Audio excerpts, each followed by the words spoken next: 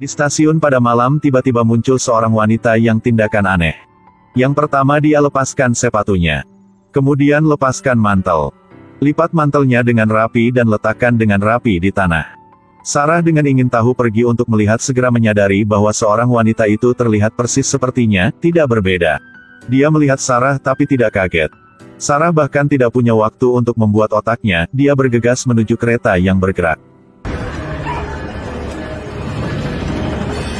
Berhenti, berhenti kereta ya. Dengan mata melihat adegan ini, Sarah takut sampai membeku.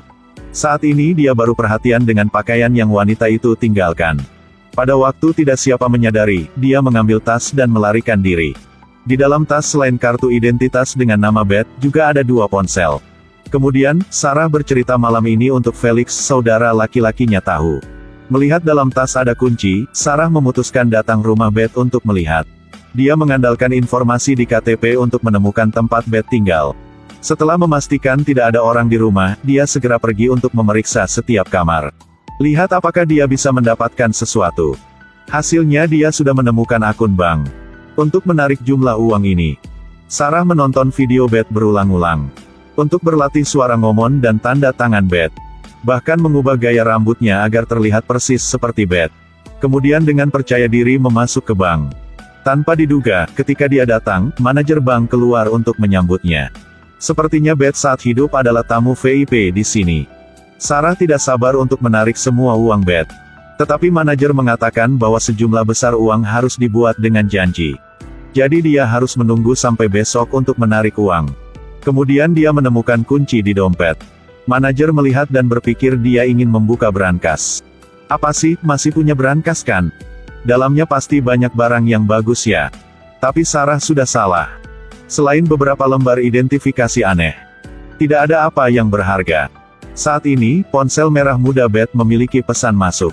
Pengirim mengatakan dia ingin melihat Beth untuk urusan bisnis. Tapi Sarah tidak peduli.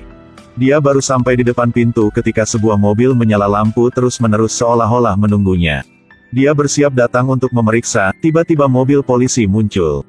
Polisi Arthur marah dan turun dan menyuruhnya masuk ke mobil. Sarah mengira bahwa dia masuk ke rumah untuk mencuri uang. Sampai ke kantor polisi dia baru tahu. Ternyata Beth adalah seorang polisi. Selama misi, Beth secara tidak sengaja memukul pejalan kaki yang terluka. Jadi Beth sedang diselidiki. Sarah awalnya ingin mencari manfaat tapi tidak terduga hal ini terlalu komplik. Dia menggunakan alasan untuk pergi ke toilet. Bahkan gunakan semua pintar, tidak dapat menemukan cara untuk menghadapinya. Tidak ada cara, dia harus mengambil air untuk cuci tangan. Lalu tutup matanya, tutup hidungnya dan minumlah. Menggunakan muntah untuk mengganggu pendengaran. Arthur mengira dia berada di bawah terlalu banyak tekanan psikologis, jadi dia membawanya ke psikolog. Dan dokter bernasihat bahwa biarkan dia istirahat beberapa hari. Tidak diganggu oleh pekerjaan, Sarah mengundang Felix ke rumah untuk bermain. Karena pacarnya sekarang adalah seorang kasar. Jadi dia ingin menggunakan kematian Beth untuk menyingkirkannya. Felix hanya harus membawanya untuk mendapatkan tubuh Beth. Lalu katakan bahwa Beth adalah dia. Terdengar itu Felix dengan senang setuju. Tetapi ketika dia melihat lembar identitas ini, dia merasa itu salah. Karena ulang tahun orang-orang ini semuanya bertepatan dengan Sarah. Tapi Sarah tidak peduli. Dia pikir itu hanya kebetulan. Kebesokan hari, Felix menurut kataannya dan mengantar pacarnya untuk menerima mayat Beth. Dia benar-benar berpikir itu adalah Sarah. Bahkan mengadakan acara pemakaman untuknya. Tepat pada waktu itu, Sarah ke bank lagi. Melihat tumpukan uang di depan matanya, sekarang saya hanya perlu menandatangani namanya.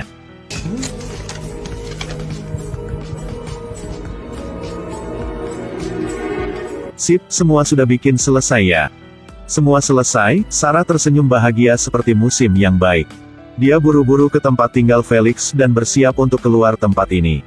Tapi dia kurang tahu bahwa semua tindakannya terlihat oleh Arthur. Menunggu dia naik lantai, Arthur mencongkel bagasi mobilnya. Kemudian mengambil semua uang yang dia menarik. Melihat foto di meja, Sarah baru tahu teman-temannya sedang mengadakan pemakaman untuknya. Tetapi ketika dia hendak pergi untuk memeriksa situasi, seorang gadis tiba-tiba naik mobilnya. Apalagi, dia terlihat seperti Sarah dari cetakan. Kali ini, Sarah takut sampai kencing di celana. Dia tidak hanya mengenal Beth, tetapi dia terus batuk darah.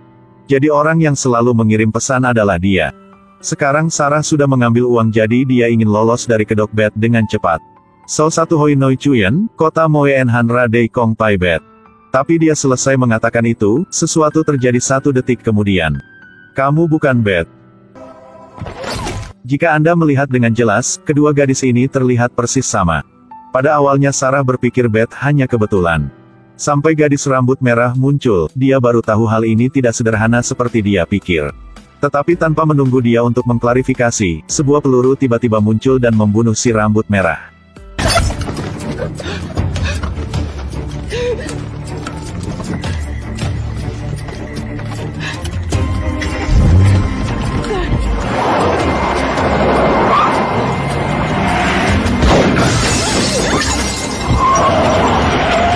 Sarah melihat begitu segera menakutkan. Dia buru-buru berjongkok, menginjak kecepatan penuh untuk keluar dari bahaya. Sekarang ponselnya berdering. Dia berbalik untuk mengetahui bahwa si rambut merah memiliki ponsel merah muda yang sama dengan Beth. Melihat si rambut merah tidak angkat ponsel dalam selama. Penelepon segera berbalik untuk memanggil Beth. Setelah beberapa saat ragu-ragu, Sarah akhirnya mengangkat telepon. Penelepon juga adalah seorang gadis. Tapi dia kurang tahu bahwa pendengar bukan Beth. Dia bertanya pada Sarah apakah dia bertemu dengan si rambut merah tetapi mengapa dia tidak bisa memanggilnya. Sarah melihat itu dan harus memberitahunya apa yang terjadi barusan. Kemudian dia baru tahu bahwa selalu ada seseorang yang ingin membunuh mereka. Nunggu sebentar, kenapa bilang adalah mereka? Apakah masih ada orang seperti Sarah? Hei, sialan, ini nyata. Apa sih? Seseorang ingin membunuh kita. Sudah mulai mengikuti dari Eropa ya? Apa yang terjadi? Mendengar sampai ini Sarah benar-benar takut. Jika Anda memberinya satu kesempatan lagi, dia pasti tidak akan mencuri tas Beth. Tapi sekarang sudah terlambat untuk menyesal. Penelepon berkata untuk segera menangani tubuh si rambut merah. Kemudian pergi ke hotel untuk mengambil kopernya. Sarah dengan wajah ragu tetapi juga bikin. Dia mengemudi ke tempat sepi dan menggali lubang besar. Setelah dia menemukan kartu kamar hotel, langsung mendorong si rambut merah ke bawah lubang. Kemudian dengan cepat ke rumah Felix dan bercerita semua hari ini dengan Felix. Sekarang dia akan berkena dengan bahaya kapanpun. Jadi dia memberikan tas itu kepada Felix. Untuk Felix membawa uang dan mengantar putranya keluar tempat ini. Tapi tidak ada uang di tas selain tumpukan dokumen. Saat ini Sarah berpikir pasti Arthur mencuri uang. Sebenarnya Arthur juga mengakui dirinya sudah buat. Dia berpikir Sarah ingin melarikan diri jadi dia harus mengikuti Sarah. Sebelum dia dengan lancar melewati sidang, dia akan menyimpan uang ini. Untuk mengambil kembali uang ini, Sarah harus bekerja. Dia membaca seluruh dokumen tentang insiden itu dalam sekali. Lalu pergi bersama Arthur untuk melatih item perhatian. Kebesokan hari sidang resmi dimulai. Sarah akhirnya juga menyelesaikan penyelidikan. Tetapi jika dia ingin mendapatkan uang dia kembali, dia masih harus menunggu sampai hasilnya diumumkan.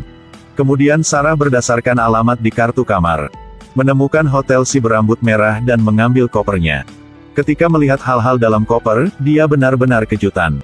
Meskipun orang-orang ini berasal dari tempat-tempat berbeda. Tapi mereka semua terlihat persis seperti dia. Pada saat ini, telepon merah muda memiliki panggilan lagi. Karena untuk memperjelas ini, Sarah terus terang menyatakan identitasnya. Beth memintaku untuk membantunya mengambil kopernya. Apakah Anda membutuhkan saya untuk datang menjemput Anda? Berdasarkan saran di ponsel, Sarah sudah sampai tempat janjian. Sebenarnya gadis ini sama seperti dia.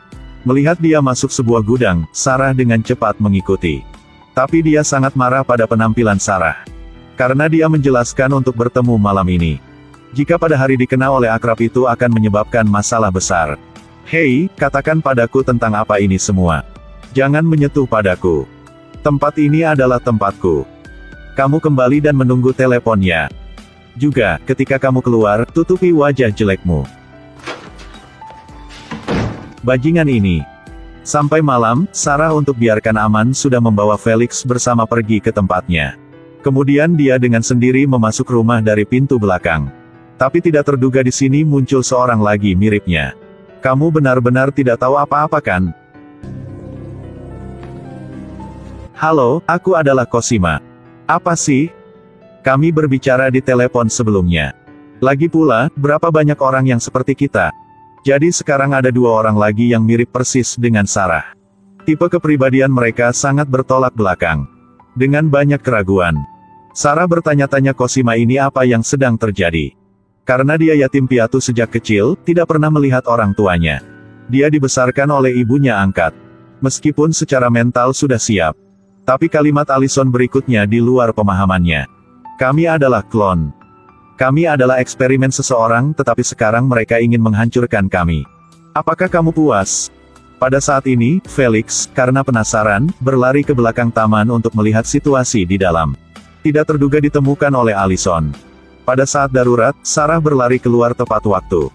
Dia dengan sopan, dengan lembut menyarankan Allison untuk meletakkan pistolnya. Oh Sid, kamu berani menodongkan pistol ke saudaraku, kamu tidak akan beristirahat denganku. Meskipun mereka semua klon. Tapi setiap orang punya kehidupannya masing-masing.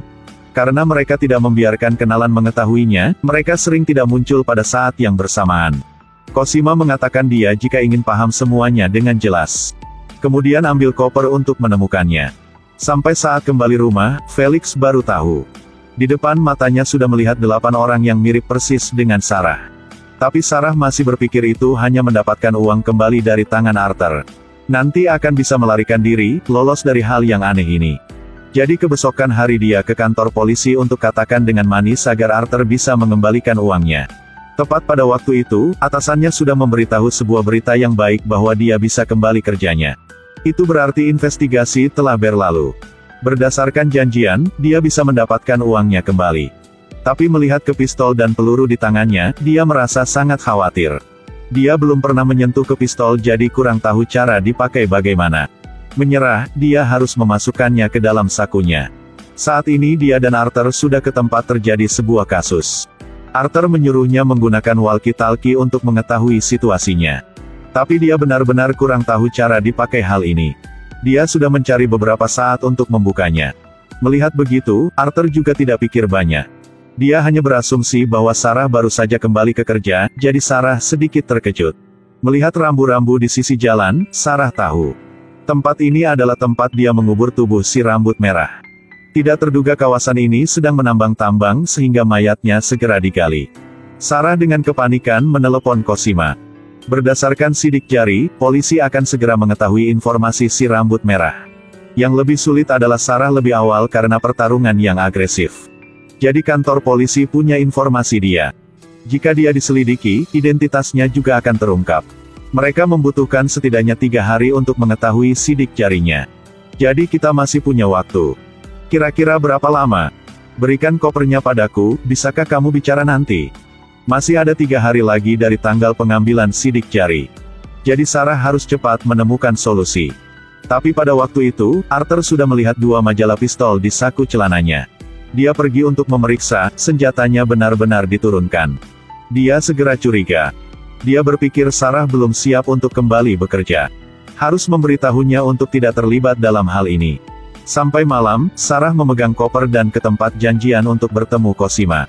Cosima mengatakan bahwa jika Anda ingin mengetahui kebenarannya, mereka harus mulai menyelidiki sumber daya genetik di dalam koper. Dan di depan mata Sarah harus menggosok ke kantor polisi. Mengeksploitasi sistem di sana untuk mendapatkan intelijen. Siapa yang asli? Siapa yang membuat kita? Lalu siapa ingin membunuh kita? Kita ingin tahu hal ini tapi Beth sudah mati, jadi kamu harus menggantikannya bagaimanapun caranya. Kita membutuhkan kamu lanjut di kantor polisi. Maksudmu aku harus membantumu memata-matai?